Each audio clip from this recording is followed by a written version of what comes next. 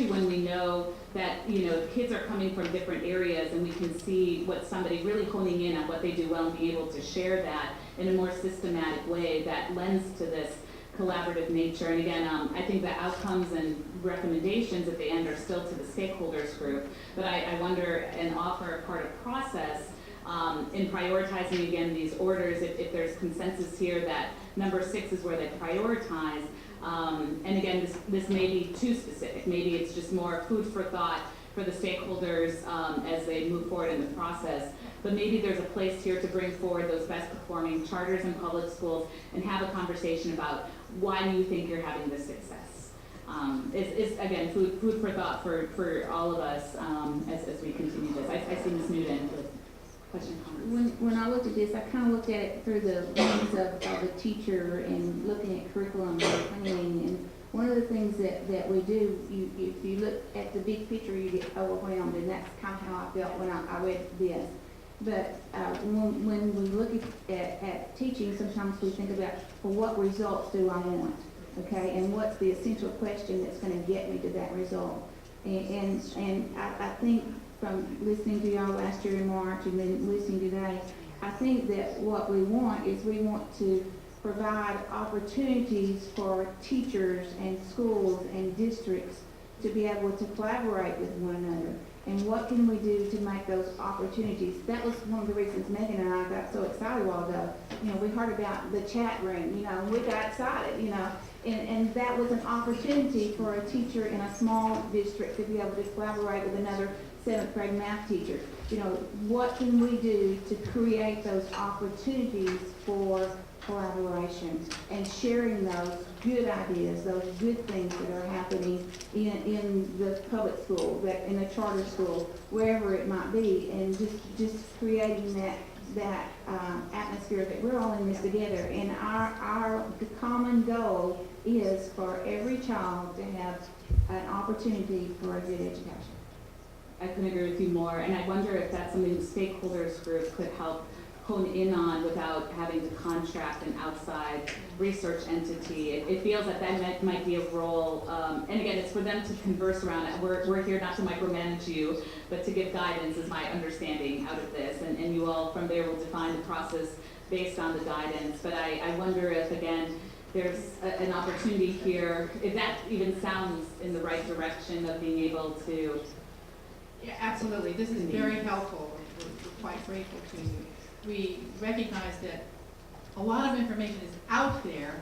Our big challenge has been, well, how do we get the out there in here? Yeah. What are the mechanisms that we can use? And we're very interested in what works. I remember being so excited initially when I heard the concept of charter schools. I thought, lab laboratories. We can figure out what it is that works in kind of a microcosm and begin to migrate that out a lot further. So your direction has been helpful. We'll be continuing to work with excellent staff at the Department of Education to take advantage of those resources that you have identified.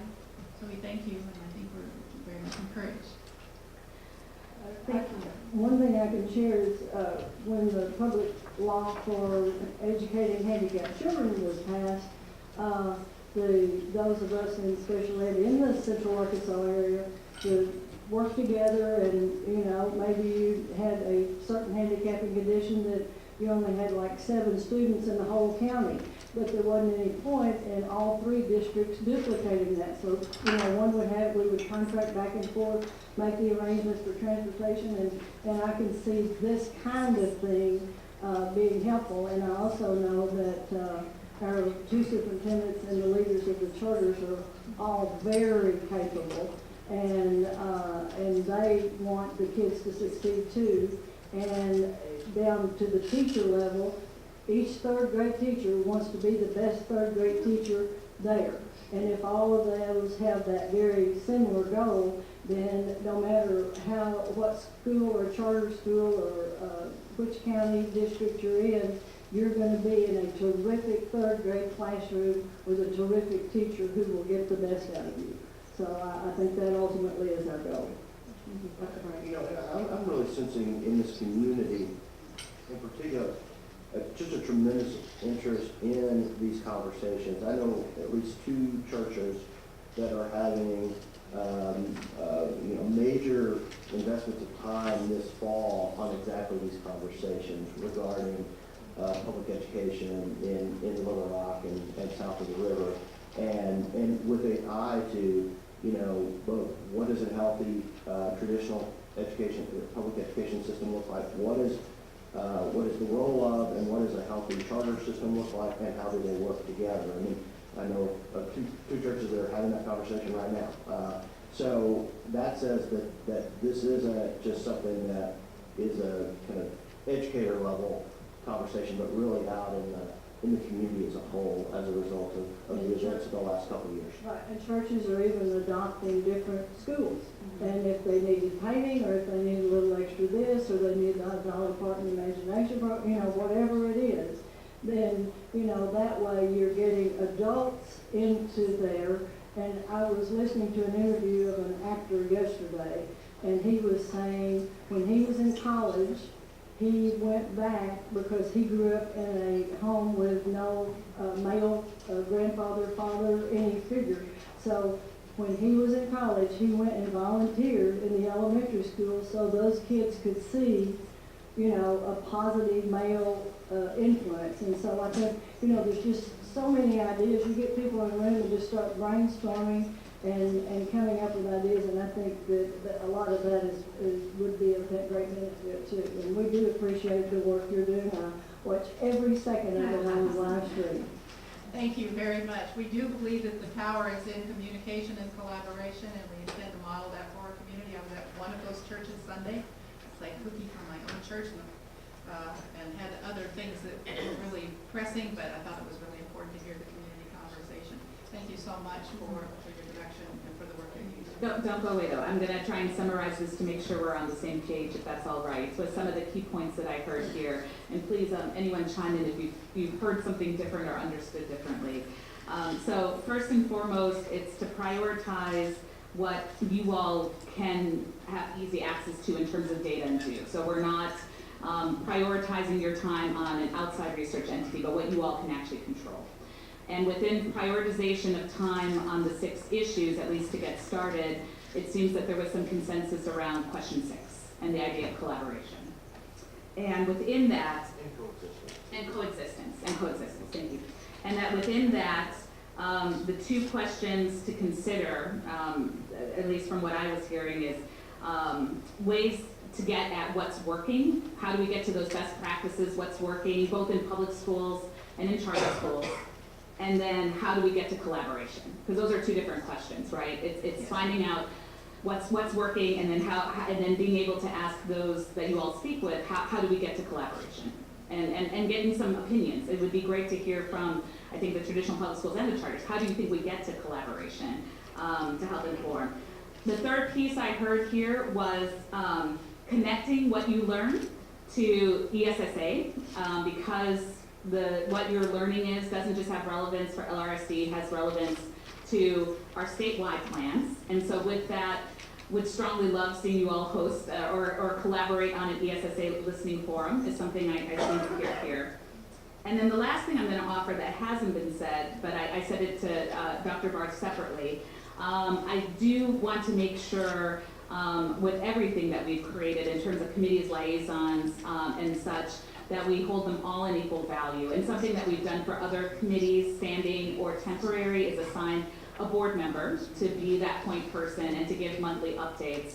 And so I asked Dr. Barth, since he was the one that offered the resolution, if he would be the liaison and to attend those meetings and report back to us monthly. So this way you all have more direct communication with us on a monthly basis, and as part of our own ongoing reporting process, if additional bumps or questions arise, you don't have to ask for a special meeting to be on the action agenda item. You all know that as part of Dr. Barth's reports monthly, as part of our ADE or our SBE committee reports, he'll be reporting on this and asking those questions. If I didn't offer you to something. Yeah, but I also, others can. Yes. Oh no, and that doesn't limit. We just want to make sure that there's at least a liaison or one point person. But if somebody else is interested in playing that role, I mean, just because I made the vote, we all voted for it. So. We would Was there anyone that wanted to accompany or to with Dr. Barth or anyone else? that would, and then again, that isn't prohibitive. Ms. Sook, I know, as you said, you've been live streaming. I've made a commitment when I went to their meeting to attend more of them as I'm able to. So for all of us, a broader commitment, but at least to make sure it's on the monthly agenda, and that we have a liaison. Dr. Barth, you're being voluntold too. Okay, thank you. We appreciate that. And we appreciate that. Did I capture the conversation? Does that sound, how does that make you feel? And then Ms. Chambers, it looks like you were about to ask a question. I just forget. I was just gonna ask her the same thing, how she felt about it. It parallels my notes exactly as a former English teacher and visual learner. Me I too. got- Except for the one that you added at the end, and we'd be glad to have any of you, certainly Dr. Barth, you're very welcome. And thank you so much for listening and for your good suggestions. I think that we're very much on the same page as far as moving forward together, that we gain more as we work together. And it's not always a straight path to getting there, but I think that certainly with your guidance and your support, we're going to be well on our way again. Thank you so much. Thank you. And with that, Ms. Kaufman, I know as our liaison with them, is there anything else? And I don't know how to frame this in terms of, it's on our action agenda, so I don't know what an appropriate motion would be. I'm not sure that you have to take a Okay. motion. Even if it's on our action agenda, okay. I think you've given, unless Ms. Marshall needs additional guidance, I think you've only given the guidance we need. And I'll just copy these notes and send it to them and let them set up their next meeting.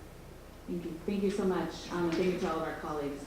So with that, that concludes our action agenda. And now we will continue back with our reporting agenda. Now moving on to reporting agenda item number 1 on the Little Rock School District. Mr. Poor, I have a few folks signed in here for public comment. I don't know if they're all incorporated as part of your presentation or if you'd like me to call on them in any particular order. I believe they are embedded in our presentation. Thank you. Thank you. So you're recognized, Mr. Poor. Welcome back. Thank you so much. It's a pleasure to be with all of you again this afternoon and to be here with some of my friends that I want to introduce. I want to first off introduce 2 folks that you all had a hand in terms of selection with folks that are leading our community advisory board, our president and vice president, Mr. Jeffrey Wood and Ms. Chauncey Holman. They will both please stand. Thank you. Also want to recognize that we have students and staff here from the Little Rock School District. Would they all please stand right now? I just want you to get some sort of feel. So folks, you all need to stand real quick. These are all of our Little Rock people that are here today. And we're pleased to put them in front of you in a variety of different ways as we move forward. Thank you. I start every meeting off with celebrations. Doesn't matter, where we're at. If we have a meeting, we're going to start off with celebrations. Now, a part of that Ms. Hurst wiped out from me, since we had these technical difficulties. But I'm still going to come back to it because now we're live stream and we want to make sure this is shot out to the world.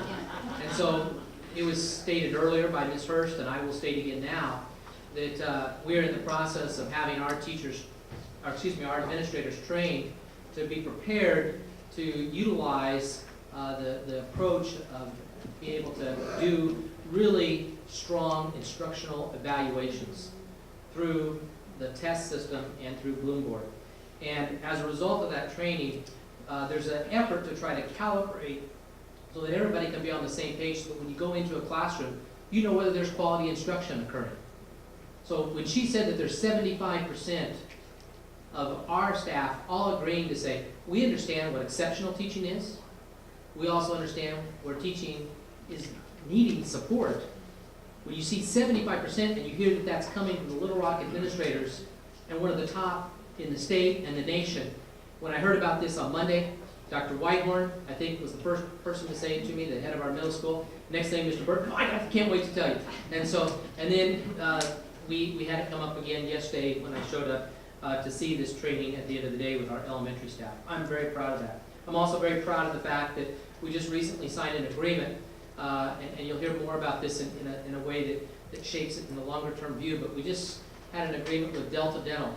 And they heard a speech that I delivered in the beginning of the year that talked about how if a child has something wrong with their teeth, it may take a month, it may take even a year or several years, and how that affects your health. If we have a toothache, we're getting that taken care of within maybe 2 days or less. But in that 2 days, we may not eat like we normally do.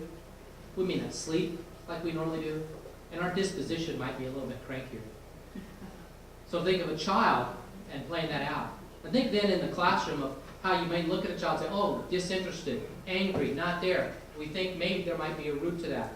Delta Dental recognized that. They stepped forward with a grant for $92,000 to take care of all of our elementary children, to be able to do screening and to be able to have a situation where they can actually you actually paint the teeth with fluoride.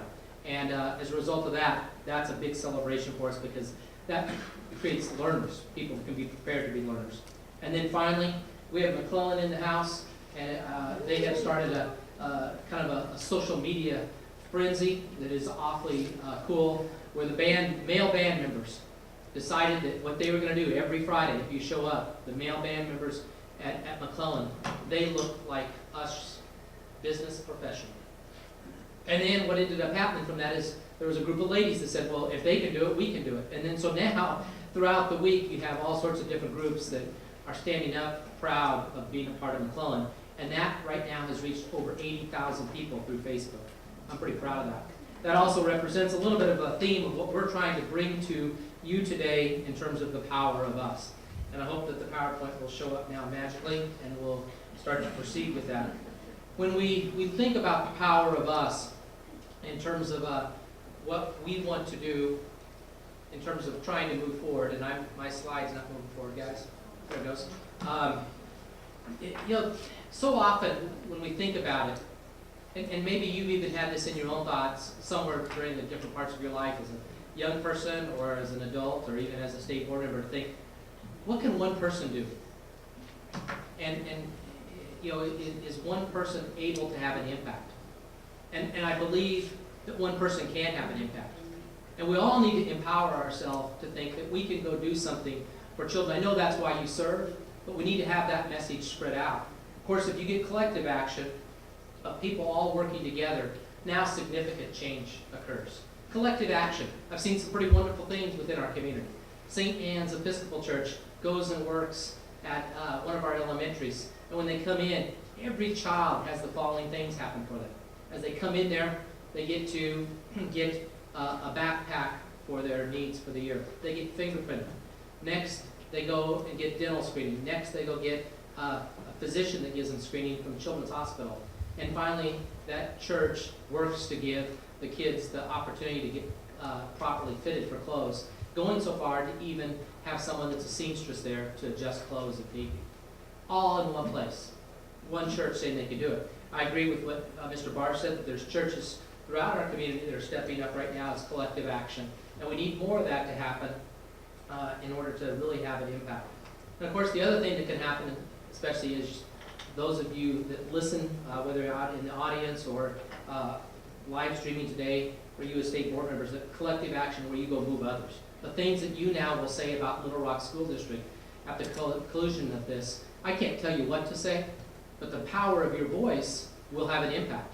What you go say to others tonight, tomorrow, this weekend, at church, across the fence, or back in your own business environment will have an impact on this district.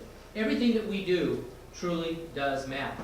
Now, you will always have me try to be as real as possible with you. We have challenges, and I'm not going to, dive just huge into everything, but obviously we have schools that have academic performance issues, and you can see that we have 5 distressed schools, and a part of my presentation will be to talk about the plan of what we're trying to do to move those schools out of distress, and we also get the opportunity to talk to you next month specifically about our status in terms of a quarterly report. We know also that it's just as important we don't backslide with the 2 priority or 16 focus schools, because we've got to move that whole group forward. And finally, we know that we have graduation rates, because that's our end product. We know that we've got to do better there. We got to be up in the percentage category of 95%. If we could possibly get there, that would be the ultimate goal. You're going to hear about us talking today about capital needs for multiple facilities. There have been promises that have been made in this community, and we need to deliver. And I'm going to cover that in a little more depth. But we also need to understand that we have facility needs at multiple campuses throughout our district. We need to create an equity of support so that others have those same support systems, whether it's through environments of a church, a faith-based organization, whether it's through social organizations, whether it's through community business leaders stepping up. And I hope that you'll start to see how that's being shaped and brought forward. Our middle school enrollment is a challenge, and I can tell you that one of the things you'll hear today is one approach that we're doing to attack that middle school enrollment with project-based learning. We have antiquated business systems. As an example, we have a phone system that this district's been trying to implement for over 2 years. If any of you had a business that had 2 years to get a phone system in, you would be very displeased. We will have that fixed, and that's going to help our stakeholders communicate with us, because that's a challenge, and the beginning of the school year, especially when parents are trying to get a hold of you, that was not good, and we will get that corrected. We also are moving to the state systems, and I applaud and appreciate the effort of the commissioner, but also appreciate the effort of Dr. Saunders, who has helped us with e-school and e-finance. It's kind of ironic, kind of unbelievable. Many people don't understand that we're the one school district in the whole state that hasn't gone to e-school. And we are using a system, if you watch Nancy Rousseau on the AS300 or something, the first time I looked at it, I thought, that looks like the program I used as a basketball coach in 1987. She can wheel and deal on it, and she can find stuff, but it is an antiquated system, very challenging in terms of trying to schedule and provide really services to our parents and our students. We also know that we're going to lose desegregation funds, and I'll speak in greater depth. And of course, we tackle and have challenges with our perception within the community. And again, we all get to have an opportunity to make a difference about that perception through the words that we choose to use about the Little Rock School District. We have some budget realities that we're faced with, and these won't come as a surprise to you, that we basically have those DSEG funds that will leave us. You can see that we've already made a significant amount of budget reductions, but we have another $10 million budget reduction that has to come up basically this year that we've got to tackle and face. Speaking of that budget reduction, these are the things that we have brainstormed. Now you'll notice that the bottom line shows that there's actually $15 million worth of budget reductions, because this is not a done deal in terms of what we may choose to do. But these are the current realities that the staff has come up with to say, these are things that could get us to balance our checkbook. On Monday, we will throw out to the community to allow them to provide other input to us to say, have we missed something? Because we want to make sure that the community has the opportunity to say, what about? How about this? And so that we will reach out to the community to see if there's anything that we need to add to our list. I will very quickly just go through some of these things.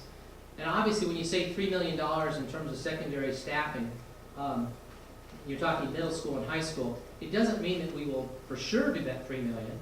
It just means that if we did it with full intensity, came right down into a formula number, we could receive as much as $3 million as a budget reduction. I will tell you that as I've walked classrooms throughout the school district, in the middle school and the high school, I've only seen one high school, one middle school that had 25 students in it. The standard can be as much as 30 students. So if you just start to think about that, we can tighten our staffing. But it's also important to note that we have to do it in a system of thinking about it instructionally. Many of you have been in Central High School. If you go into Central High School, their classrooms are that much tighter, that much smaller. You couldn't fit 30 kids in there. So we have to kind of think of it in a system approach, and we have to be smart of how we make these reductions so that it doesn't impact children.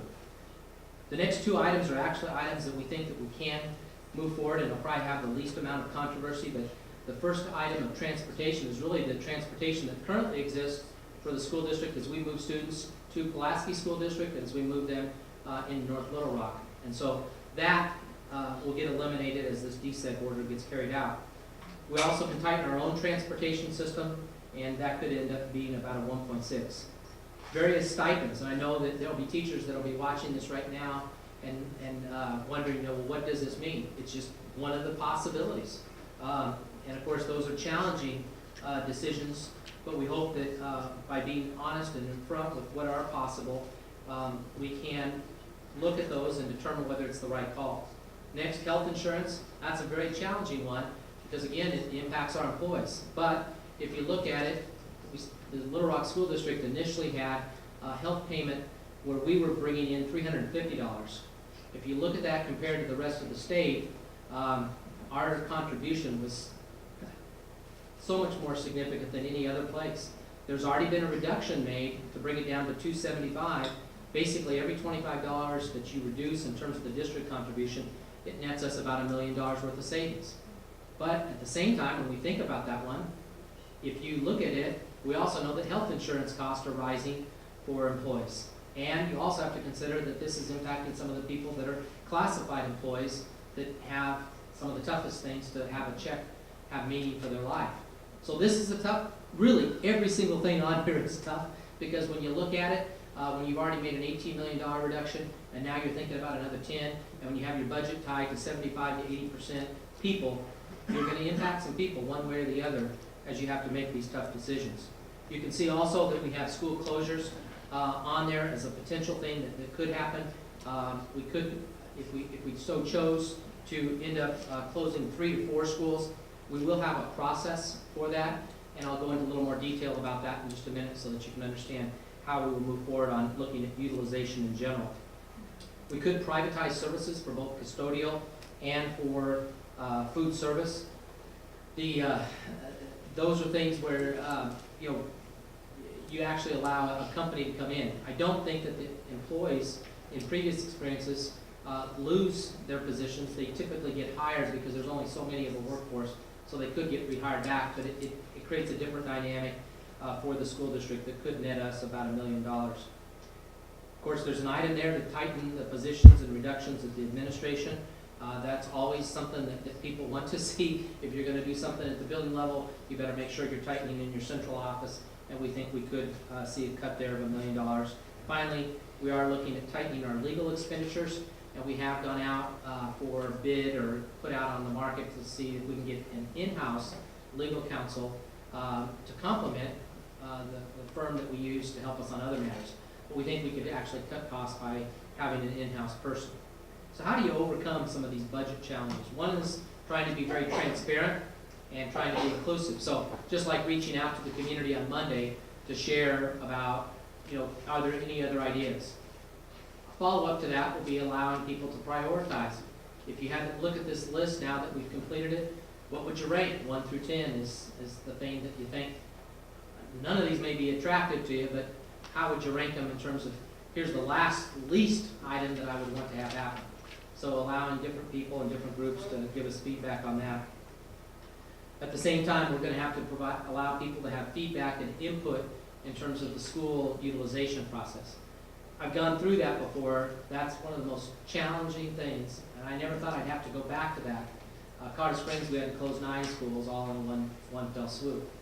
And it was awful. And this won't be easy either. But what we are going to do is we will have a utilization committee. We're looking at our facilities not only for this year, but what will happen over a span of 3 to 5 years. As a part of that discussion, we will be looking at things that you're getting ready to hear about, a new high school, and how we reutilize buildings as we open up that new high school. We also need to look at different things that can maybe help us attract families and students back into the district. And we have to look to say, if we do close, does it actually enhance the experience or opportunity for a child? So we will be working on that. It's important to have a timeline alignment, and the reality of all of our budget reductions to be able to make parents informed and staff informed and all those type of things is that a lot of these budget decisions have to be made right after the new year in January. With that, we also know that as a part of overcoming budget, we don't want to just stick our head in the sand and say, oh, woe is me and Little Rock is in trouble. In fact, there are things that are going on in this district that are absolutely exciting and positive and energizing, and I think are going to lead to a new day of folks making Little Rock their option in even a bigger scale than what it is today. So one of the things that we could do, and I'm going to go into more detail about this, is to restructure our debt to create finances for capital projects. We can also impact this district by creating greater community support to impact achievement. And then we can also do our best to impact the positive PR about our school district. So when you look at things in terms of just a school and a schoolhouse, and you think of things in terms of a foundational model, what is it that gets things started? And I think that one of the first things that you're going to like to hear, and we've actually got 3 of our principals with us today to be able to share with you, is our Achieve Team model. And I'm going to come back to that in just a minute, but It's a foundational thing to help us with our distressed schools. It's my belief that as a school district, it's our responsibility to come in with a plan to say, here's what we're doing to improve our schools. Okay? That's our job. That's not you as a state board's job. Your job as a state board is to look at it and say, this makes sense, or how have you thought about that? Same thing with what our community advisory board will be doing tonight and they're looking at this academic plan with a great deal of depth. A second thing that we're going to do is we're putting together a literacy council. One of the things that I've heard in coming into the community is folks saying, we need to do more about how we promote and improve our strategies for reading and for writing. That group will be headed up by Dr. Sadie Mitchell and Sabrina Stout. It will have community members, it'll have members from the higher ed community, and it will have our parents all working together. I actually think they're going to find some things that are low-hanging fruit that we can do almost immediately, but they also will be thinking about systematic approaches to improve things. We have a special ed task force that's had its first meeting just with a small group because those students matter as well. Everything that we do matters, and we've got to make sure that we're inclusive and considering all students. So we have a special ed task force, and if you kind of think of this, Ms. Steele has been charged to kind of come up with a Noah's Ark approach, two of everything, okay? We need two of every type